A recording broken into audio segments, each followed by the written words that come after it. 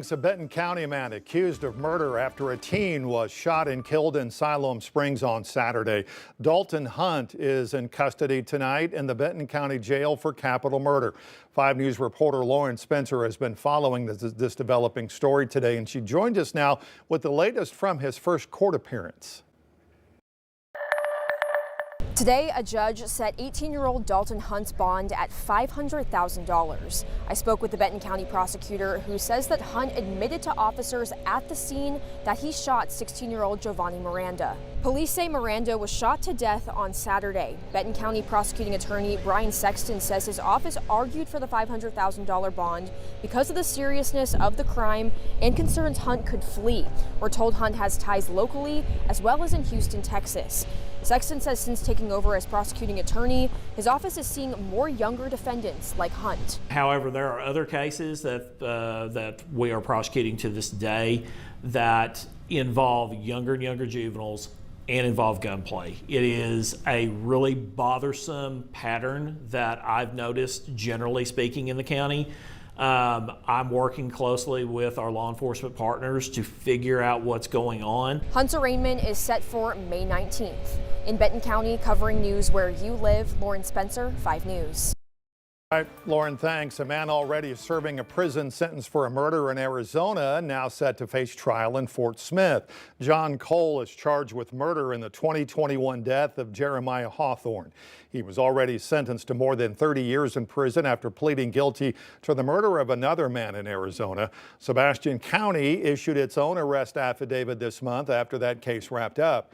Cole is now being held in the Sebastian County Jail on a $500,000 bond. A neighborhood in Conway is now a crime scene after multiple people were shot and killed near a city park this weekend. It happened last night near 5th Avenue Park. Police say 2 people are dead, 9 others are hurt. 24 hours later, there are a number of unanswered questions. Conway police have not revealed any information about a suspect or even a person of interest. People who live by the park where the shooting took place described the scene last night as chaotic, traumatic, and unforgettable. It's going to be something that's going to affect everybody in this area for a long time. And if they get over it, it's going to take them a while because it's shocking. Conway police say all of the people injured in the shooting are in stable condition. No details about the people who died have been released just yet. Arkansas State Police say a child has died after being hit by a vehicle over the weekend in Rogers. It happened just after 8 o'clock last night near the South Poplar and 47th Street intersection, about a block south of Business Highway 71. Police say the child was hit by an SUV.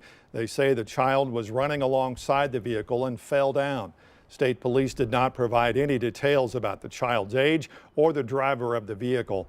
We'll, of course, follow developments and bring you any updates from investigators on our website at 5newsonline.com. Progress being made at Waldron Public Schools after hail and heavy rains caused damage to campuses last week. 5 News reporter Rachel Williams got to see what repairs are finished and what still needs to be done. Class is back in session for Waldron Public Schools, just at different locations. Here at the middle school, there still is a lot of work needing to be done. Just to name a few, crews say they're replacing the ceiling tiles and installation, which might take the entire week. All elementary students are back at their campus. Superintendent Daniel Fielding says the elementary was prioritized for repairs because they could be done there more quickly. There is some minor work still happening at the elementary, but the students are not being affected. Meanwhile, 5th through 8th graders are spread out at 2 churches and the high school until repairs can be finished at the middle school campus. Fielding says they have parents' commutes in mind by keeping pickup and drop-off at the middle school. We gathered all the middle school students in the gym every morning, and then they're sent to their designated location. And then in the afternoons, they come back to the middle school, and then our bus run is out back. The superintendent says he hopes the middle school students will be back in the building at least one time this week. But for now, I'm in Waldron covering news where you live. Rachel Williams, 5 News. All right, Rachel, thanks. The Springdale School District says a former assistant basketball coach, Matt Williams, died over the weekend. He was in a deadly car crash in Pine Bluff Saturday night. Springdale Schools released a statement to us confirming Williams' passing. He was previously an assistant coach with Springdale's boys basketball team before moving on to a head coaching job at Whitehall, Arkansas. His death is the second coach there in recent years to die suddenly.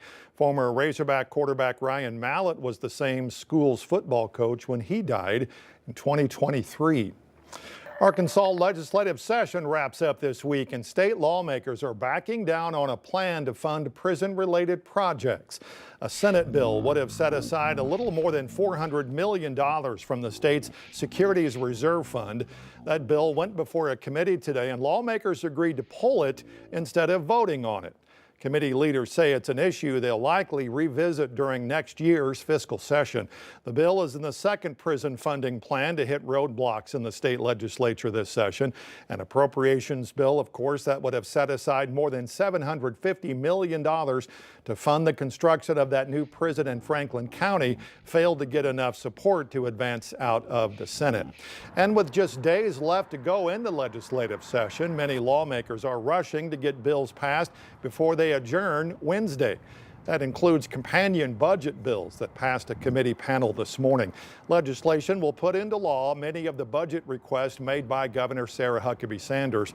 Calls for spending almost $6.5 billion in the next fiscal year, with increases to fund the expected demand for the school voucher program that was set up in the Arkansas Learns Act 2 years ago. And with just 2 more days left to go in the legislative session, you can follow updates on what lawmakers send to the governor's desk this week with our free 5 News smartphone app.